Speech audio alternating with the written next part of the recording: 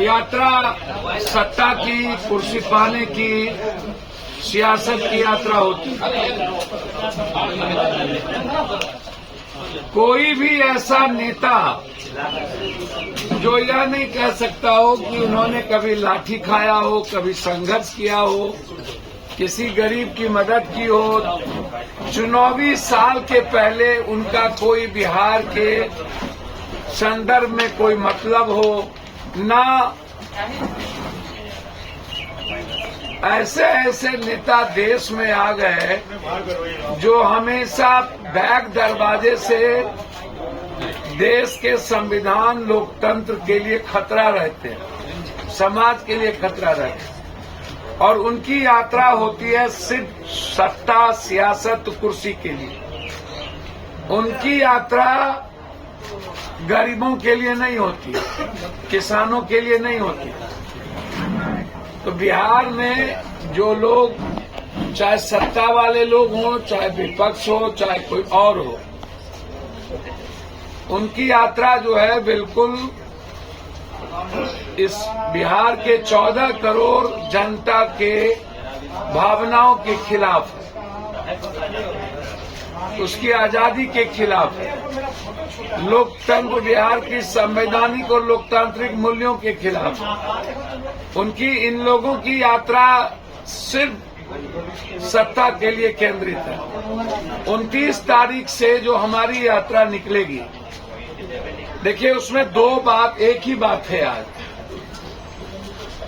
मुद्दे तो अनेक हैं, मुद्दे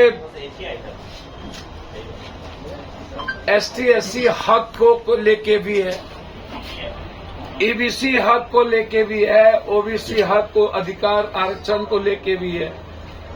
जिन लोगों ने सब कुछ समाप्त किया है, OBC लीडरों ने, चाहे जाति जनगणना का मामला हो, इन अधिकारों को लेकर के। लेकिन मेरा जो सबसे बड़ा मुद्दा आज है, उसी में सब कुछ है। मैं इस देश में चाहता हूं कि कोई भी देश के लोग उठे तो मंदिर में शिव का, कृष्ण का, राम की स्तुति सुने, गुरुद्वारे से गुरबानी सुने, चर्च से जीसस की वो प्रार्थना सुने, लेकिन मस्जिद से भी अजान सुने। लगातार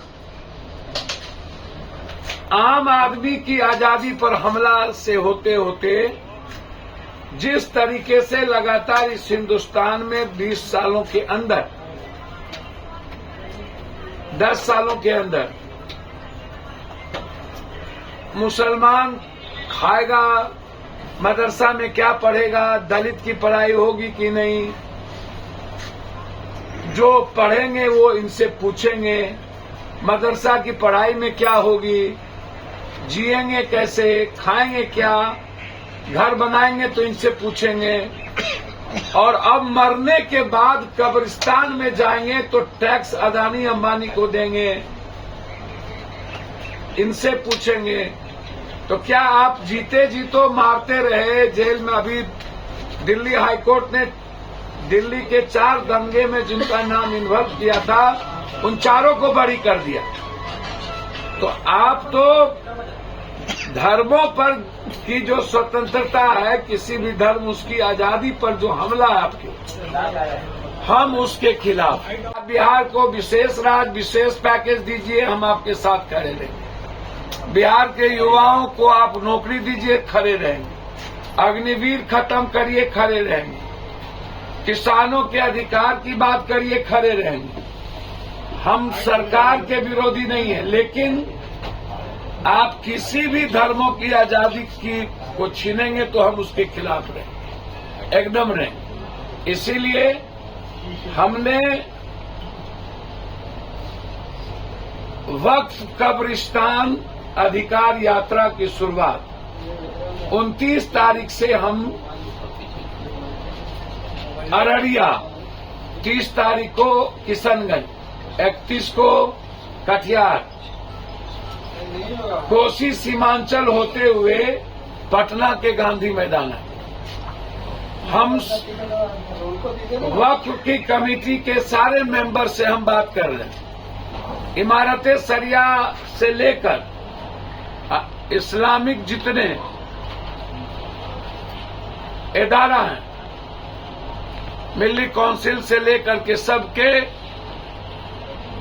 इदारे के जो चीफ है उनसे मेरी बातचीत हुई है। हमने अन्य धर्मों के लोगों से भी बातचीत की है। यदि इस तरह यह काला कानून लाते गए और कभी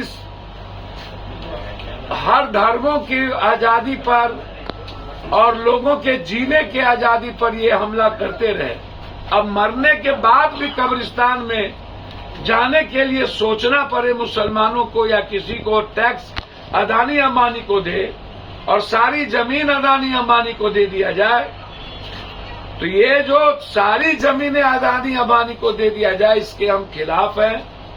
मरने के बाद कब्रिस्तान का अधिकार के हम खिलाफ हैं। वक्फ जो बिल्कुल रिलीजन से जुड़ा मामला है, जो मुसलमान से जुड़ा मामला नहीं है, उसके जीने से जुड़ा मामला है, या इस पर जो इन्होंने डिफाइन किया है या काला कानून है, मेरे जीते जी, पप्पू यादव के जीते जी किसी धर्मों की आजादी पर, उनके अधिकार पर हमला हम नहीं होने दें। और हम इसकी लड़ाई सीमांचल कोसी होते हुए हम पटना के गांधी मैदान आएंगे और सदन में यदि इस काला कानून को लाया गया तो हम उसकी पूरी जोर विरोध करेंगे। जरूरत होगी तो उस कानून के खिलाफ आर पार की लड़ाई लेंगे। लेकिन मेरे जीते जी किसी भी कीमत पर वक्फ, कब्रिस्तान या किसी भी धर्म की आजादी पर कानून ला करके उसकी आजादी छीना जाए, ये नहीं होने देंगे। धन्यवाद।